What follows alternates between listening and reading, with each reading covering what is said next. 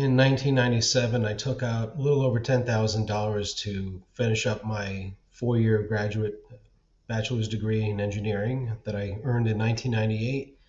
And then in the 3 years after college, I was trying to get my act together and my loans. I kept putting them on forbearance, and the balance just rose because of interest. And then I went back to school in Y2K, didn't finish, took out 7 grand, and that put me up over the $20,000 mark by 2002. My son was born later that year. And then in 2003, I had major surgery and needed a long time to recover. So I was out of commission for a while, and my balance just kept accruing.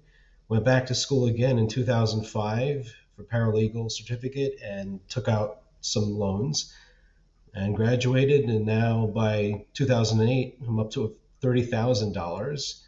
And some time went by, 35 grand by 2012, 40 grand by 2014. I went bankrupt in 2017 and I'm at 45,000.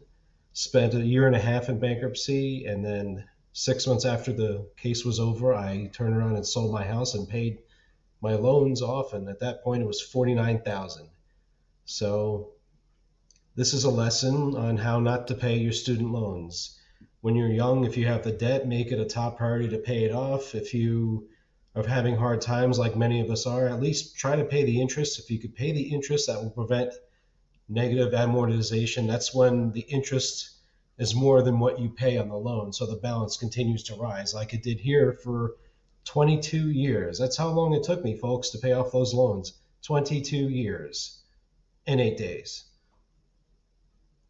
If I had invested all this money into a Roth IRA or an IRA, you know how much better off I'd be right now? So take it from me, folks. I'm 47 years old.